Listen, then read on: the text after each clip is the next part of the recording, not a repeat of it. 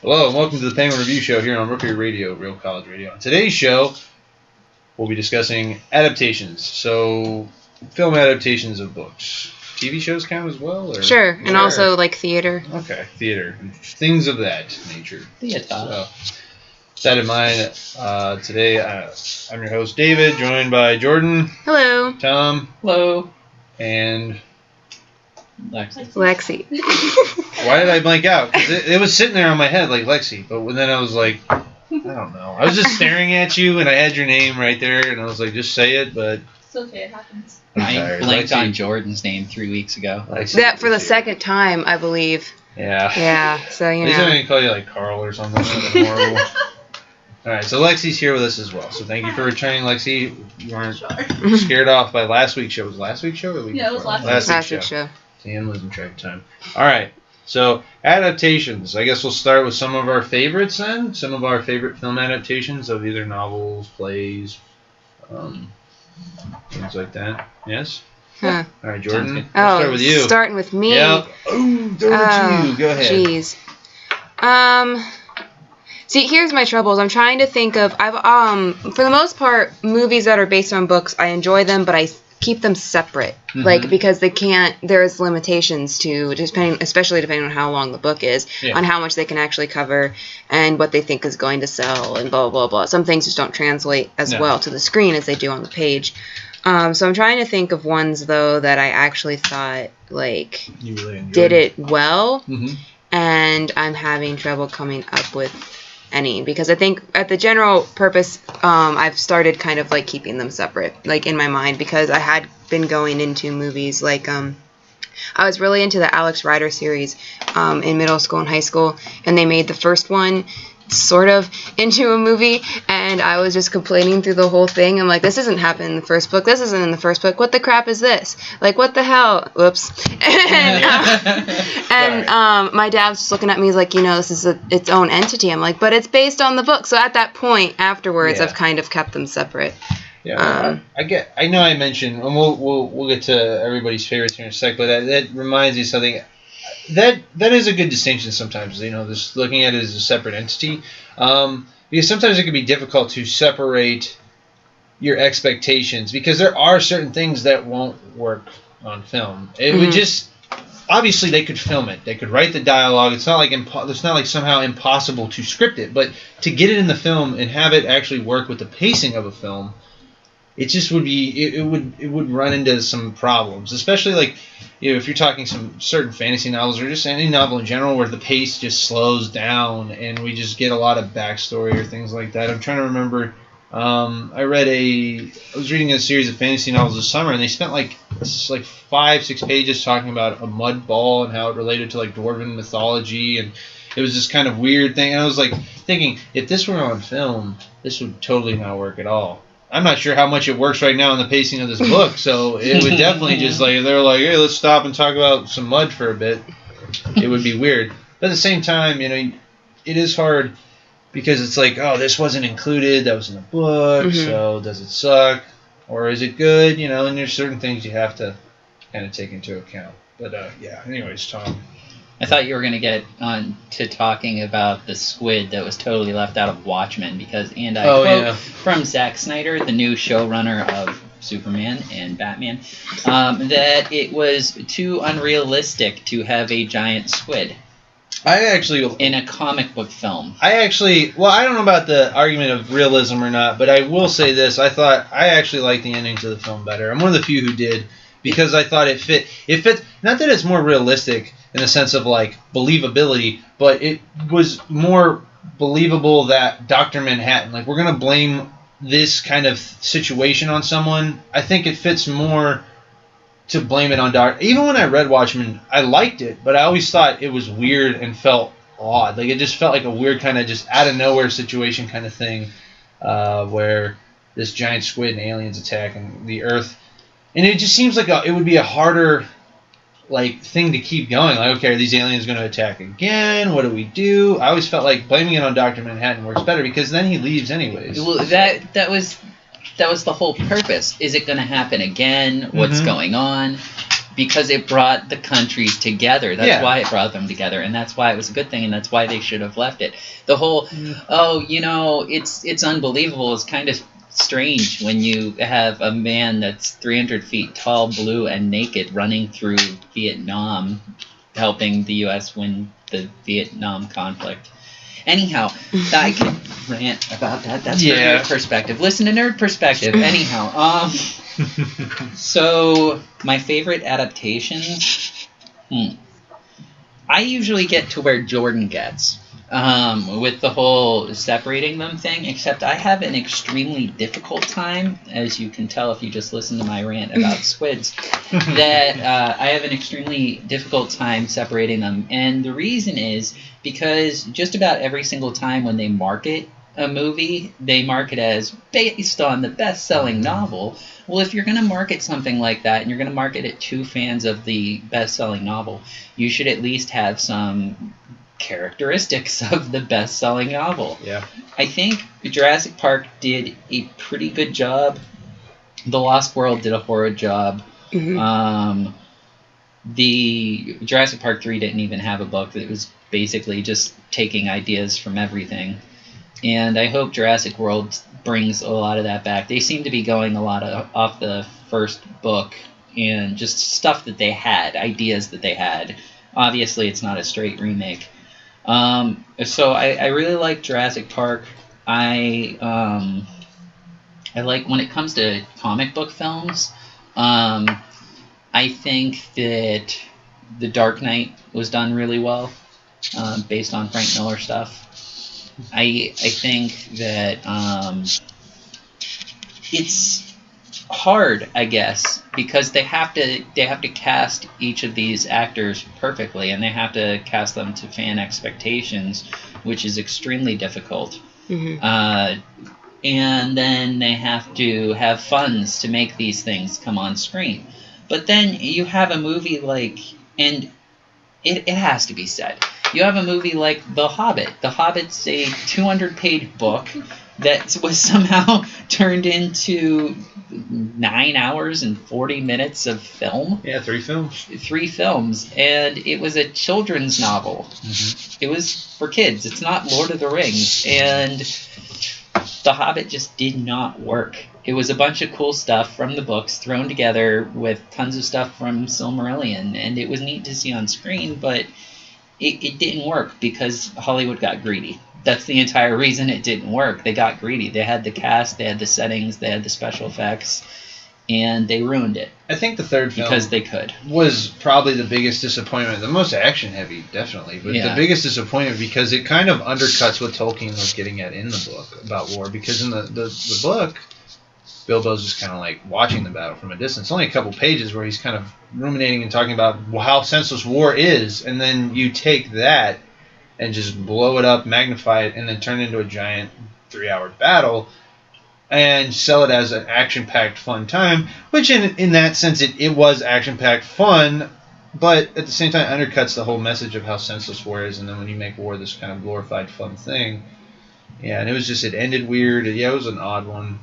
Well, I don't know. Yeah, and they had a 15 minutes Smaug, I guess they pronounce his name in the Smaug, whatever they do in the Hobbit films. It'll always be Smaug to me. Yeah, it'll always be Smaug because I saw the cartoon first. Yep. So they had Smaug in the movie for 15 minutes, and then he dies. Why couldn't they just have that in the... It was a terrible adaptation. It's bad.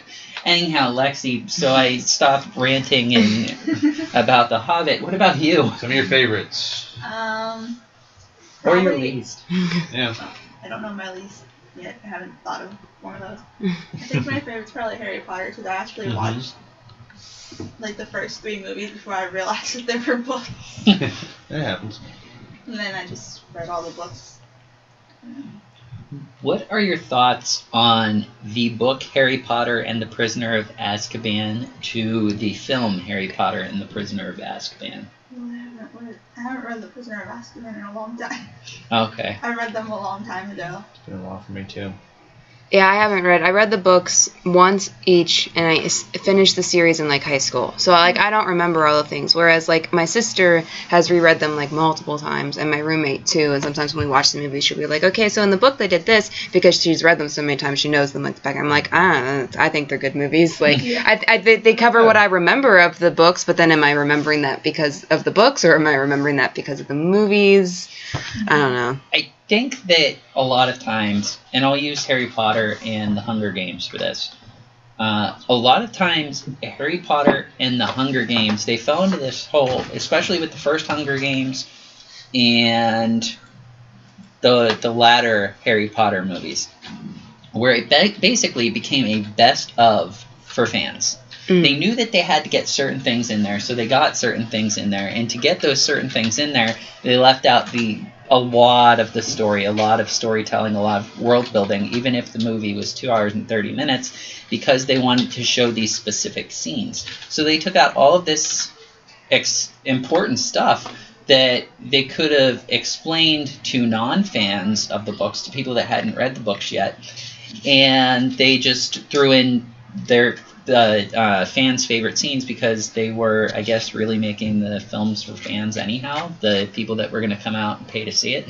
But in all honesty, I think the best way that they could have done that was put in the story elements, and if they had to cut out 1 or 2 scenes, maybe take out 1 or 2 scenes.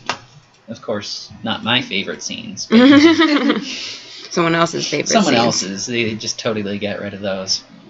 One I really liked film adaptation was Fight Club.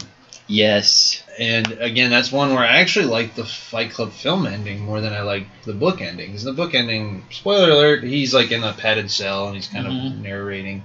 But in the film, it's just the building blows up and he's kind of standing there holding his bloody mouth and it's like, there we go, and it just ends like that. And there's actually going to be a sequel to Fight Club, but he's doing it in graphic novel format, which is kind of interesting.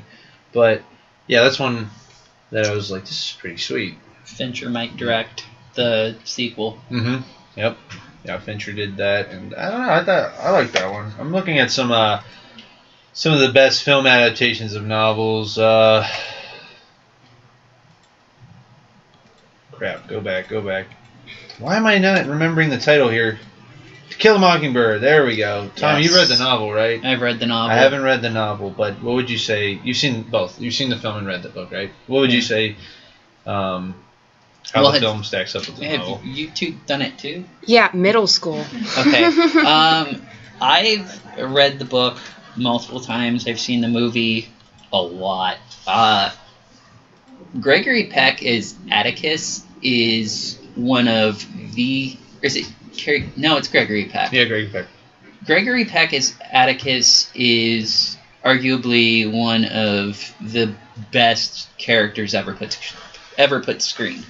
He's got it all. He acts as father, he acts as lawyer, he acts as friend, and he does it all convincingly. It's like he's there with you in the same room. He's one of those actors that just cannot be replicated. The way that he uses those skills and everything, and the way that he does that to bring Harper Lee's book to life is just wonderful. I think the movie was all around well done, especially for the fact that the film came out in the 50s, right? I think so, yeah. Okay, the film came out, I think, in the 50s, and the film came out, it's in black and white, so I think it's the early 50s or late 40s. I want to say 50s. Maybe actually, 60s. the film was Maybe 62. 1960. The film was 62. Okay, so the film came out in 62 during the Civil Rights era.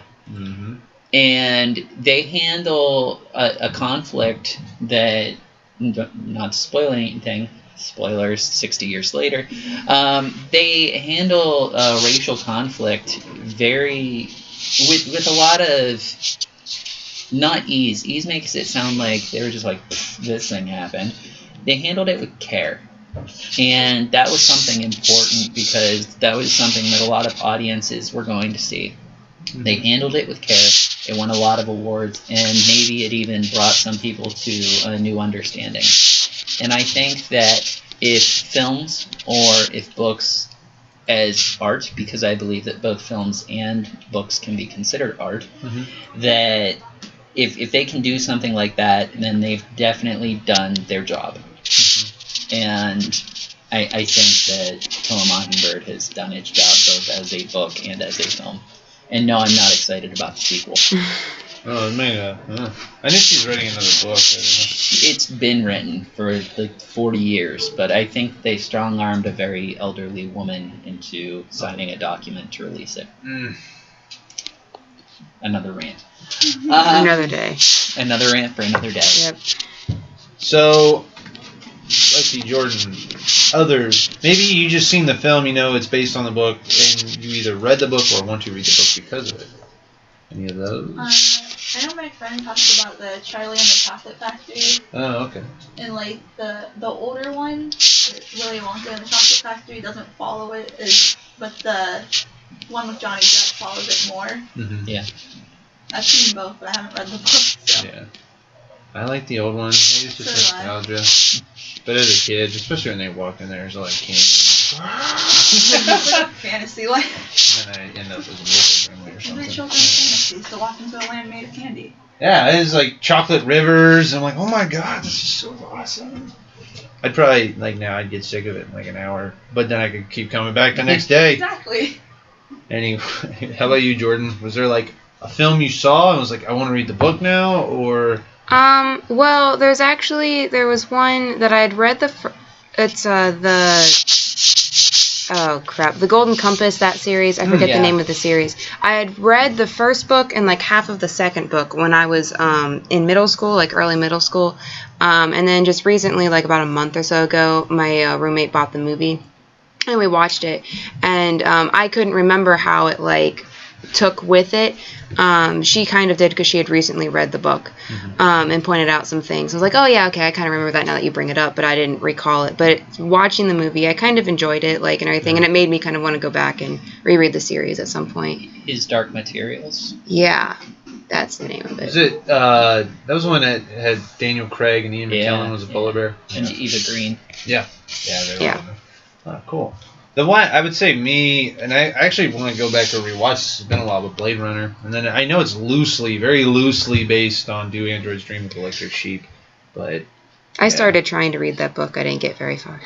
Yeah, I want to read it, and then, again, I want to watch Blade Runner, one of the many director's cuts that's out there. I forget which one I have at home, but I gotta rewatch it. Philip K. Dick is being, like, he's being adapted a lot lately. Mm-hmm.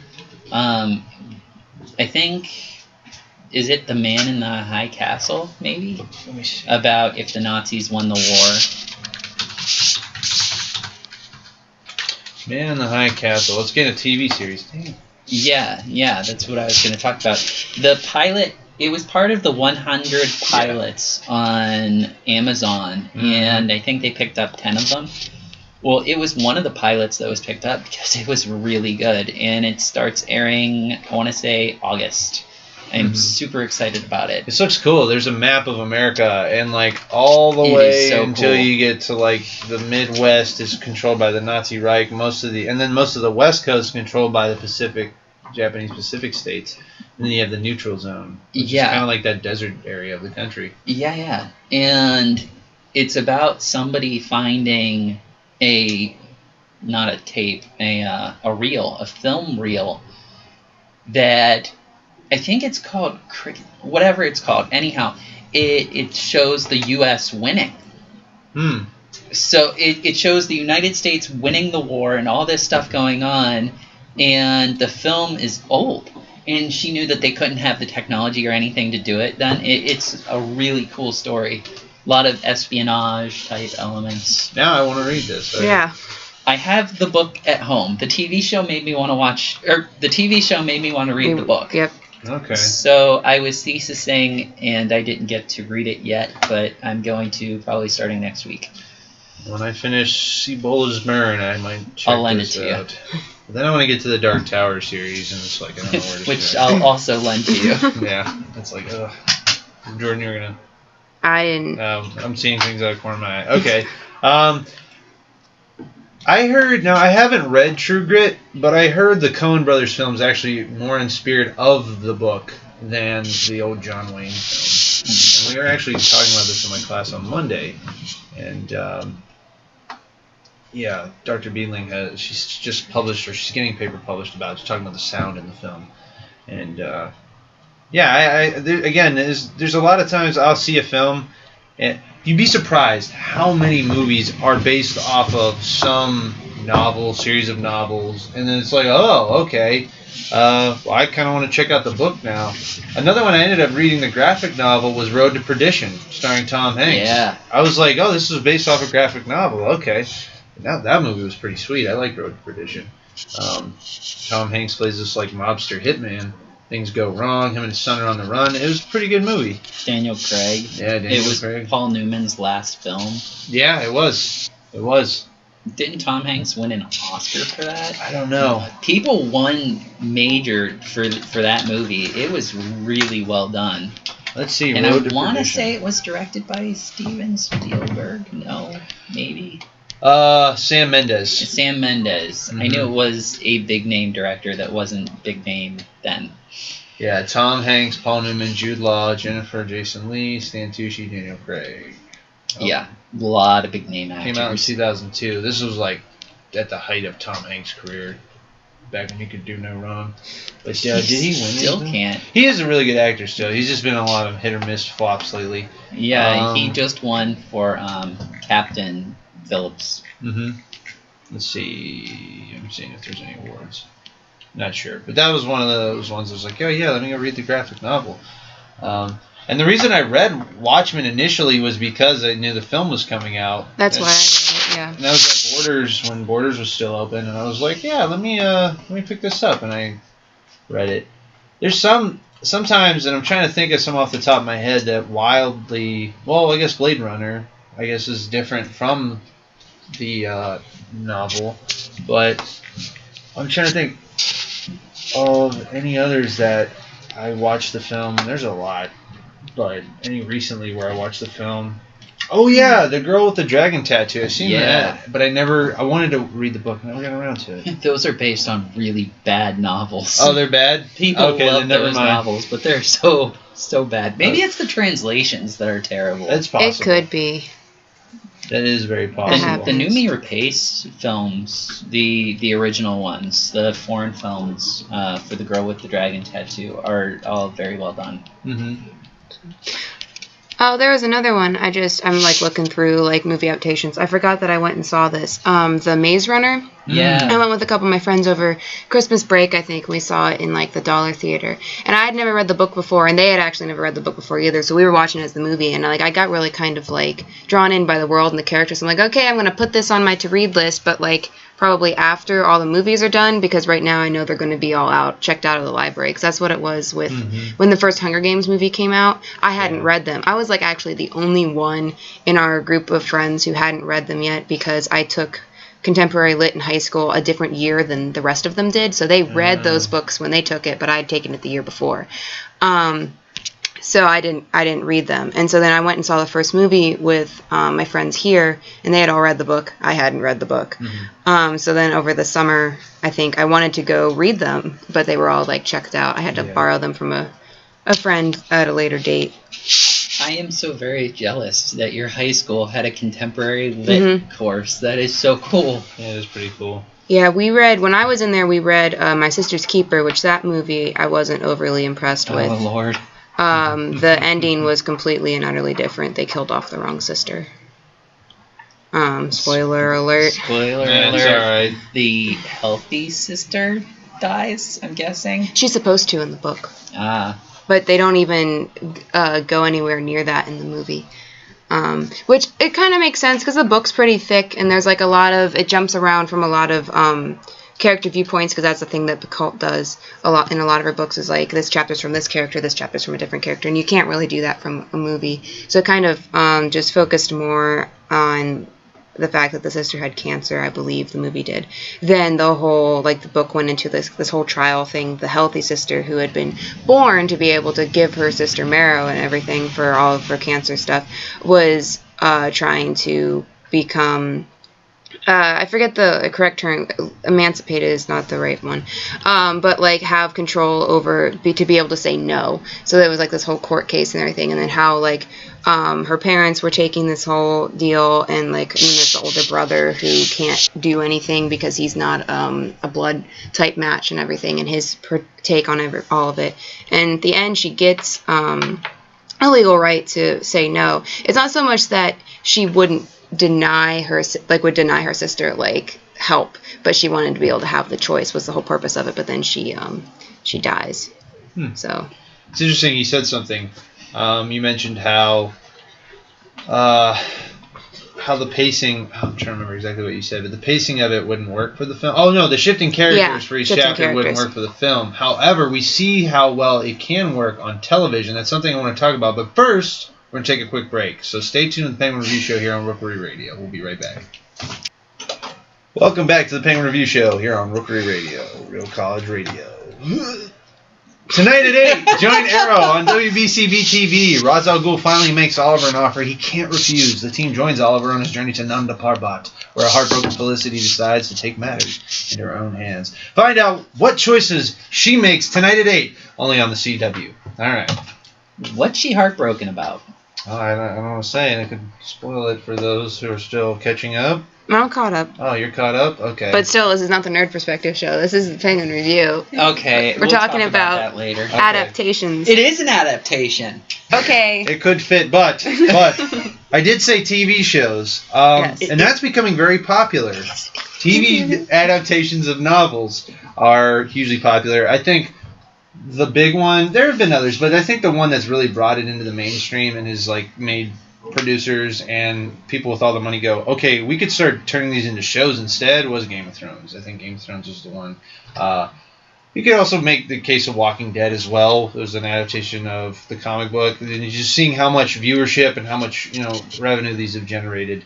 I think now a lot of producers are looking to these kind of, not just the books and stuff, but these kind of quote-unquote nerdy source material for adaptations. So what do you guys think? Some of the adaptations, I know most of us here watch like comic book stuff, but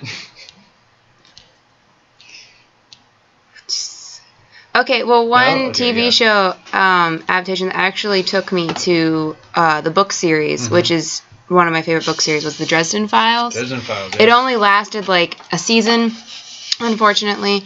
And it was really interesting, and I enjoyed it. I enjoyed the actor. I don't remember his name, but he plays Captain Lance on Arrow. Yes, I know you're talking about. He was Dresden. Which is so watching Arrow for me is really weird because I always see him as Dresden. But anyway, and I really enjoyed that, and that took me into I watched it on Netflix way after it had already been canceled and stuff like that because it was only a season. And I was like, wow, this is really interesting. It's about a wizard PI who lives in Chicago and helps the cops solve crimes while also fighting magical things and trying to keep them from the regular world from knowing necessarily there are a bunch of fairies that are out there to try to kill them and things like that. The series, and I haven't gotten super far in the book series so far, but I think there was only 1 or 2 episodes of the TV show that were actually direct plot lines from the books, and the rest were kind of they took the characters and created their own. So they are kind of 2 separate entities.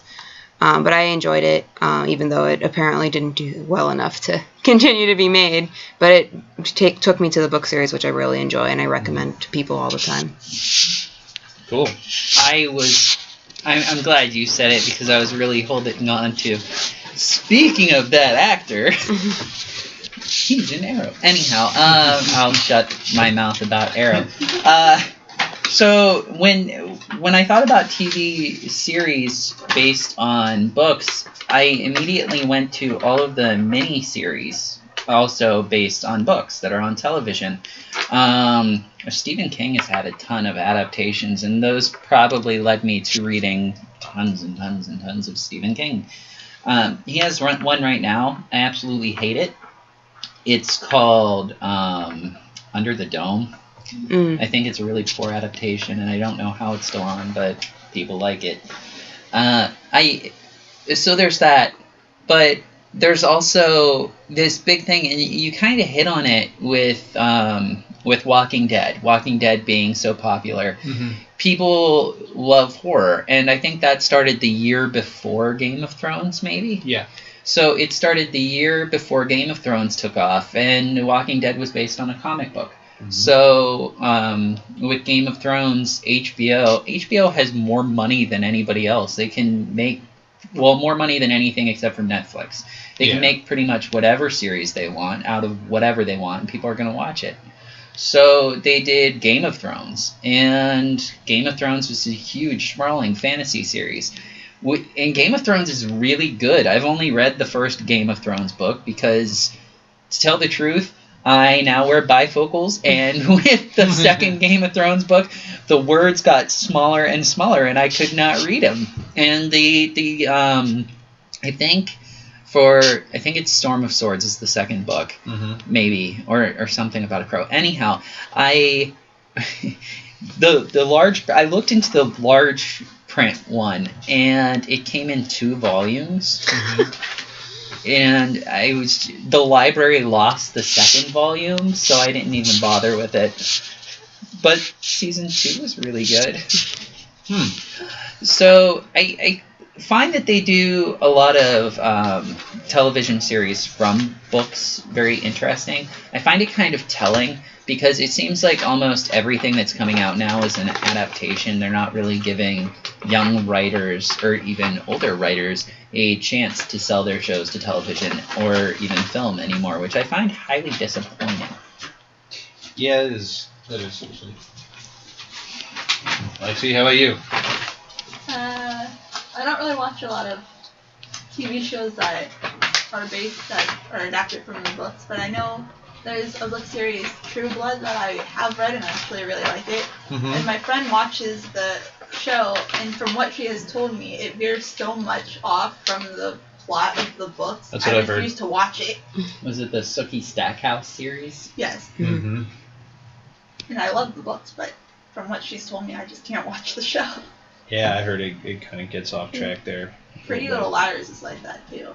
I know that. My sister watches that all the time. Yeah, there seem to be a lot of like the young adult, like that, the Pretty Little Liars type genre, because like Gossip Girl is a book series and a TV show, and then there's The Lying Game, which is written by the same person who wrote Pretty Little Liars. Then also I know CW has a couple shows, like the 100 apparently is a book. The Vampire Diaries. Vampire Diaries, that's another one. You know what? I didn't even think about. I used to watch Goosebumps all the time. And judging from those adaptations when I was a little kid, I was a Goosebumps fanatic. Yeah. Those were pretty spot on. Yeah. Like, they really did well adapting those. I know that each book was only about 150 pages, probably about 75 pages once you count the font being 18. It's true. Yeah. I think that those were pretty well adapted, especially for children, to get them to read the books, and kids are going to watch TV, so maybe they started watching TV first and then moved them into books. I think if you can do something like that, then having a good television series is a great thing for the book. Publicity. Publicity both ways, I guess. Yeah. Well, book sales usually spike big time when like the film adaptation comes out. I watched the heck out of Ralph S. Mouse, too. It was a series by Beverly Clary. Oh, I thought you were going to... Sorry. No, it was when I was a little kid. There was Ralph S. Mouse. I think they did Aliens Ate My Homework, which was by Bruce something. Oh, cool. Yeah. All right. We're just about out of time. I'd like to thank you all for listening in. A few things first to plug. Got all this stuff. Penguin Review launch. Yes. So go ahead, you guys, and sit. Whoever wants to plug that. Okay, that's next week, April 30th. We're having our launch party for the 2015 issue at 6:30, right? Yeah. 6:30 to 8:30 in the President's Suite here in Kilcawley Center. It's going to be a fun time. We've got good food. real good food. We just ordered that earlier this week, so that's exciting. So come on out, and that's when you can get a copy of the book too, which are going to look amazing because they do. Mm-hmm. Cool. So keep that in mind, folks. Also, this Friday, April 24th, from 6 p.m. to 9 p.m., Brewster's Ice Cream in Girard is having Scoops Night. You treat yourself, join the fun, join the young women of Alpha Zeta Delta to support Autism Speaks. That's this Friday, April 24th from 6 to 9 p.m., 1300 North State Street, Girard, Ohio. Also, the YWCA of Youngstown is taking a stand against racism, so there's which is tomorrow, April 23rd, 9:30 a.m. to 11:30 a.m. It's a free event at First Presbyterian Church, 201 Wick Avenue, Youngstown, Ohio. By participating in this event, you will help raise awareness that racism still exists in our communities and that it can no longer be tolerated. Make your voice heard by joining the stand. Presenting vignettes from the production Ragtime by Cheney VPA students, performance followed by discussion. So our strength will be in numbers. Please join us. Take a stand. So that's tomorrow, 9:30 a.m. to 11:30 a.m. At 201 Wick Avenue, Youngstown, Ohio. All right, and coming up in a few months, the Youngstown Spanish Heritage Festival. It's August 14, 15, and 16 at downtown Youngstown on East Federal Street. That's between Market and Walnut. For more information, go to www.ysHF.org. Or you can go like them on Facebook at YSHF on Facebook. Youngstown Spanish Heritage Festival, sharing our heritage with Youngstown for over 5 years. So that's coming up as well. All right. Well, I'd like to thank you all for listening. I'd also like to thank Jordan. Say bye. Oh, bye. Tom. Peace. And Lexi. Bye. For coming in today. And as always, I'm your host, David. We'll see you next week on the Penguin Review Show. Take care.